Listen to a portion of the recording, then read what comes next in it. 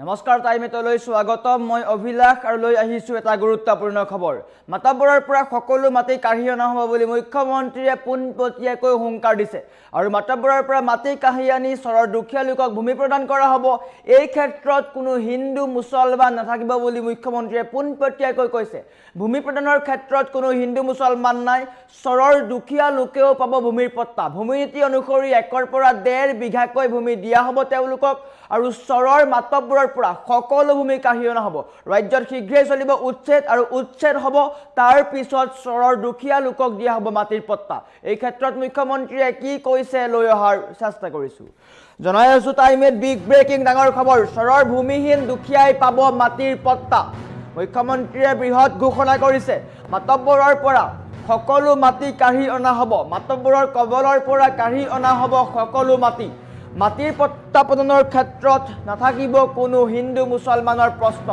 হিন্দু মুছলমান উভয়ে পাব মাটিৰ পট্টা উদ্ধাৰ হ'ব লাখ লাখ বিঘা বেদখলী চৰকাৰী ভূমি ৰাজ্যৰ লাখ লাখ বিঘা ভূমি উদ্ধাৰ কৰা হ'ব অসমক বেদখল মুক্ত কৰিবলৈ 20ৰ পৰা 25 বছৰ সময় লাগিব ৰাজ্যৰ প্ৰতিটো চুকে কোণে চলিব উচ্ছেদ অভিযান মুখ্যমন্ত্ৰীয়ে তীব্ৰ ঘোষণা কৰিছে প্ৰতিটো চুকে কোণে চলিব উচ্ছেদ অভিযান প্ৰথমে হ'ব উচ্ছেদ তাৰ পিছত মাটিৰ পট্টা দিয়া হ'ব চৰৰ ভূমিহীন লোককো মাটিৰ পট্টা দিয়া হ'ব দুখীয়াক দিয়া হ'ব 1ৰ পৰা 1.5 বিঘা পৰ্যন্ত মাটি একাংশৰ দখলত 50ৰ পৰা 60 বিঘাকৈ আছে মাটি এ বিস্ফোৰক তথ্য ওলাইছে একাংশৰ ওচৰত 50ৰ পৰা 60 বিঘাকৈ ভূমি আছে আৰু চৰৰ ভূমিত শেষ হ'ব মাতব্বৰৰ দাদাগিৰি সৰকাৰী ভূমিত বুলডোজাৰ চলাটো নিশ্চিত হৈ পৰিছে ইতিমধ্যে চলি আছে ৰাজ্যৰ কেইবাটাও প্ৰান্তত বুলডোজাৰ চলিব লক্ষ্য হৈছে 5 লাখ বিঘা ভূমি আৰু এনেকৈ উচ্ছেদক লৈ মুখ্যমন্ত্ৰীয়ে বৃহৎ ঘোষণা কৰিছে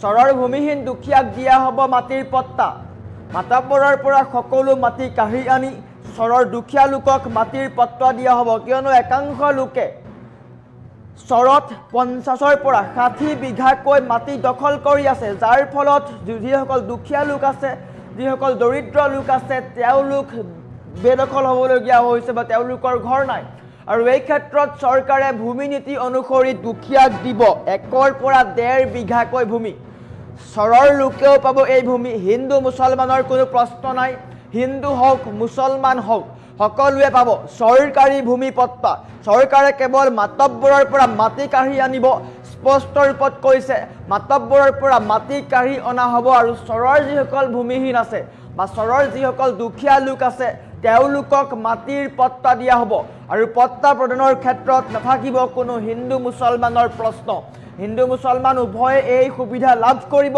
প্ৰথমে উচ্ছেদ হ'ব তাৰ পিছত নিয়ম অনুসৰি বা ভূমি নীতি অনুসৰি দুখীয়া লোকসকলক 1ৰ পৰা 1.5 বিঘা পৰ্যন্তকৈ ভূমি দিয়া হ'ব আৰু এই কথা মুখ্যমন্ত্ৰীয়ে কোৱা দেখিবলৈ পোৱা গৈছে মুখ্যমন্ত্ৰীয়ে সংবাদ মাধ্যমৰ সন্মুখত এই কথা স্পষ্টকৈ ঘোষণা কৰিছে যে মাতব্বৰৰ পৰা সকলো মাটি কাঢ়ি অনা হ'ব চৰত উচ্ছেদ চলিব বৰ্তমান সময়ত বা বিগত সময়ত ৰাজ্যৰ কেইবাটাও প্ৰান্তত উচ্ছেদ চলিছিল কিন্তু আগন্তুক সময়ত চৰত চৰকাৰে উচ্ছেদ চলাব চৰৰ যিসকল বেদখল ভূমি আছে বা বেদখলীকৃত ভূমি আছে তাৰ পৰা সকলোকে উচ্ছেদ কৰোৱা হ'ব বিশেষকৈ মাতব্বৰৰ কবলৰ পৰা সকলো মাটি কাঢ়ি অনা হ'ব আৰু চৰৰ যিসকল দুখীয়া লোক আছে তেওঁলোকক দিয়া হ'ব ভূমিৰ পট্টা এক কথাত ক'বলৈ গ'লে চৰৰ লোকসকলেও পাব ভূমিৰ পট্টা একাংশ লোকে প্ৰশ্ন কৰি আছিলে যে কেৱল মাত্ৰ চৰৰ লোকসকলকহে টাৰ্গেট কৰা হৈছে কিন্তু তেনেকুৱা নহয় চৰকাৰে বৰ্তমান সময়ত বা বিগত সময়ত ৰাজ্যৰ কেইবাটাও প্ৰান্তত উচ্ছেদ চলিছিলে সংৰক্ষিত বনাঞ্চল হওক ভিজিআৰ পিজিআৰ সেইসমূহ ভূমিত উচ্ছেদ চলিছিলে কিন্তু আগন্তুক সময়ত বা বিগত বা অনাগত 5 বছৰত ৰাজ্যত চলিব বৃহৎ উচ্ছেদ আৰু এইবাৰ সংৰক্ষিত বনাঞ্চলৰ সমান্তৰালকৈ চৰতো চলিব গতিকে এটা কথা স্পষ্ট হৈ পৰিছে ৰাজ্যৰ বিভিন্ন প্ৰান্তৰ বা ৰাজ্যৰ চুকে কোণে উচ্ছেদ চলিব আৰু চৰৰ যিসকল দুখীয়া লোক আছে তেওঁলোকক ভূমিৰ পট্টা প্ৰদান কৰিব চৰকাৰে আমাৰ ওচৰত মুখ্যমন্ত্ৰীৰ মন্তব্য আছে মুখ্যমন্ত্ৰীয়ে কি কৈছে দেখুৱাই লোৱাৰ চেষ্টা কৰিছো 50 লাখ তাৰে 1.5 লাখহে উদ্ধাৰ হ'ল আৰু এইটো বহুত ডাঙৰ কাম মিনিমাম 20-25 বছৰ লাগিব কৰোঁতে আৰু মোৰ আইডিয়াটো এনেকুৱাও নহয় যে এইটো হিন্দু মুছলমান চৰতো মই মাতব্বৰৰ পৰা মানুহ মাটিখিনি 50 লাখ, তাৰে 1.5 লাখহে উদ্ধাৰ হ'ল। আৰু এইটো বহুত ডাঙৰ কাম, মিনিমাম 20-25 বছৰ লাগিব কৰোঁতে কৰোঁতে। আৰু মোৰ আইডিয়াটো এনেকুৱাও নহয় যে এইটো হিন্দু মুছলমান।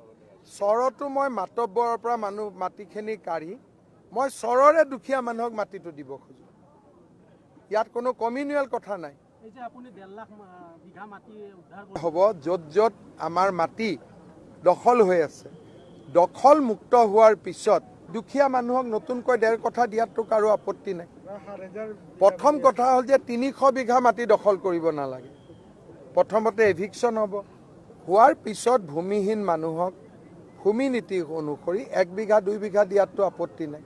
কিন্তু এতিয়া যোনে লৈ আছে 50 বিঘা লৈ আছে, 60 বিঘা লৈ আছে, 80 বিঘা লৈ আছে, সেইটোতো নিয়ম নহয়। গতিকে আপোনালোকে এটা বস্তু চাব যে দুখীয়া মানুহে মাটি পাব লাগে। এভিকশ্যন কৰাটোৱে ফূৰ্তি নহয়, কিন্তু ছদ্মবেশী দুখীয়া হ'ব নালাগে। এভিকশ্যন কৰক, ফৰেষ্টৰ মাটি ফৰেষ্টত দিয়ক, চৰকাৰী মাটি যদি ভূমি নীতি অনুসৰি 1 বিঘা 2 বিঘা মানুহখিনিক বিলাই দিয়ক। ঠিক আছে, সকলোকে ধন্যবাদ। 50 লাখ, তাৰে 1.5 লাখহে উদ্ধাৰ হ'ল। আৰু এইটো বহুত ডাঙৰ কাম, মিনিমাম 20-25 বছৰ লাগিব কৰোঁতে কৰোঁতে। আৰু মোৰ আইডিয়াটো এনেকুৱাও নহয় যে এইটো হিন্দু মুছলমান। চৰতো মই মাতব্বৰৰ পৰা মানুহ মাটিখিনি কাঢ়ি মই চৰৰে দুখীয়া মানুহক মাটিটো দিব খোজোঁ। ইয়াত কোনো কমিউনিয়েল কথা নাই। হ'ব য'ত য'ত আমাৰ মাটি দখল হৈ আছে, দখল মুক্ত হোৱাৰ পিছত দুখীয়া মানুহক নতুনকৈ 1.5 কঠা দিয়াতো কাৰো আপত্তি নাই। প্ৰথম কথা হ'ল যে 300 বিঘা মাটি দখল কৰিব নালাগে। প্ৰথমতে এভিকশ্যন হ'ব, হোৱাৰ পিছত ভূমিহীন মানুহক ভূমি নীতি অনুসৰি 1 বিঘা 2 বিঘা দিয়াতো আপত্তি নাই। কিন্তু এতিয়া যোনে লৈ আছে 50 বিঘা লৈ আছে, 60 বিঘা লৈ আছে, 80 বিঘা লৈ আছে, সেইটোতো নিয়ম নহয়। গতিকে আপোনালোকে এটা বস্তু চাব যে দুখীয়া মানুহে মাটি পাব লাগে। এভিকশ্যন কৰাটোৱে ফূৰ্তি নহয়, কিন্তু ছদ্মবেশী দুখীয়া হ'ব নালাগে। এভিকশ্যন কৰক, ফৰেষ্টৰ মাটি ফৰেষ্টত দিয়ক, চৰকাৰী মাটি যদি ভূমি নীতি অনুসৰি 1 বিঘা 2 বিঘা মানুহখিনিক বিলাই দিয়ক। ঠিক আছে, সকলোকে ধন্যবাদ। 50 লাখ, তাৰে 1.5 লাখহে উদ্ধাৰ হ'ল। আৰু এইটো বহুত ডাঙৰ কাম, মিনিমাম 20-25 বছৰ লাগিব কৰোঁতে কৰোঁতে। আৰু মোৰ আইডিয়াটো এনেকুৱাও নহয় যে এইটো হিন্দু মুছলমান। চৰতো মই মাতব্বৰৰ পৰা মানুহ মাটিখিনি কাঢ়ি মই চৰৰে দুখীয়া মানুহক মাটিটো দিব খোজোঁ। ইয়াত কোনো কমিউনিয়েল কথা নাই। হ'ব য'ত য'ত আমাৰ মাটি দখল হৈ আছে, দখল মুক্ত হোৱাৰ পিছত দুখীয়া মানুহক নতুনকৈ 1.5 কঠা দিয়াতো কাৰো আপত্তি নাই। প্ৰথম কথা হ'ল যে 300 বিঘা মাটি দখল কৰিব নালাগে। প্ৰথমতে এভিকশ্যন হ'ব, হোৱাৰ পিছত ভূমিহীন মানুহক ভূমি নীতি অনুসৰি 1 বিঘা 2 বিঘা দিয়াতো আপত্তি নাই। কিন্তু এতিয়া যোনে লৈ আছে 50 বিঘা লৈ আছে, 60 বিঘা লৈ আছে, 80 বিঘা লৈ আছে, সেইটোতো নিয়ম নহয়। গতিকে আপোনালোকে এটা বস্তু চাব যে দুখীয়া মানুহে মাটি পাব লাগে। এভিকশ্যন কৰাটোৱে ফূৰ্তি নহয়, কিন্তু ছদ্মবেশী দুখীয়া হ'ব নালাগে। এভিকশ্যন কৰক, ফৰেষ্টৰ মাটি ফৰেষ্টত দিয়ক, চৰকাৰী মাটি যদি ভূমি নীতি অনুসৰি 1 বিঘা 2 বিঘা মানুহখিনিক বিলাই দিয়ক। ঠিক আছে, সকলোকে ধন্যবাদ। 50 লাখ, তাৰে 1.5 লাখহে উদ্ধাৰ হ'ল। আৰু এইটো বহুত ডাঙৰ কাম, মিনিমাম 20-25 বছৰ লাগিব কৰোঁতে কৰোঁতে। আৰু মোৰ আইডিয়াটো এনেকুৱাও নহয় যে এইটো হিন্দু মুছলমান। চৰতো মই মাতব্বৰৰ পৰা মানুহ মাটিখিনি কাঢ়ি মই চৰৰে দুখীয়া মানুহক মাটিটো দিব খোজোঁ। ইয়াত কোনো কমিউনিয়েল কথা নাই। হ'ব য'ত য'ত আমাৰ মাটি দখল হৈ আছে, দখল মুক্ত হোৱাৰ পিছত দুখীয়া মানুহক নতুনকৈ 1.5 কঠা দিয়াতো কাৰো আপত্তি নাই। প্ৰথম কথা হ'ল যে 300 বিঘা মাটি দখল কৰিব নালাগে। প্ৰথমতে এভিকশ্যন হ'ব, হোৱাৰ পিছত ভূমিহীন মানুহক ভূমি নীতি অনুসৰি 1 বিঘা 2 বিঘা দিয়াতো আপত্তি নাই। কিন্তু এতিয়া যোনে লৈ আছে 50 বিঘা লৈ আছে, 60 বিঘা লৈ আছে, 80 বিঘা লৈ আছে, সেইটোতো নিয়ম নহয়। গতিকে আপোনালোকে এটা বস্তু চাব যে দুখীয়া মানুহে মাটি পাব লাগে। এভিকশ্যন কৰাটোৱে ফূৰ্তি নহয়, কিন্তু ছদ্মবেশী দুখীয়া হ'ব নালাগে। এভিকশ্যন কৰক, ফৰেষ্টৰ মাটি ফৰেষ্টত দিয়ক, চৰকাৰী মাটি যদি ভূমি নীতি অনুসৰি এবিঘা 2 বিঘা মানুহখিনিক বিলাই দিয়ক। ঠিক আছে, সকলোকে ধন্যবাদ। 50 লাখ তাৰে 1.5 লাখহে উদ্ধাৰ হ'ল আৰু এইটো বহুত ডাঙৰ কাম। মিনিমাম 20-25 বছৰ লাগিব কৰোঁতে কৰোঁতে। আৰু মোৰ আইডিয়াটো এনেকুৱাও নহয় যে এইটো হিন্দু মুছলমান। চৰতো মই মাতব্বৰৰ পৰা মাটিখিনি কাঢ়ি মই চৰৰে দুখীয়া মানুহক মাটিটো দিব খোজোঁ। ইয়াত কোনো কমিউনিয়েল কথা নাই।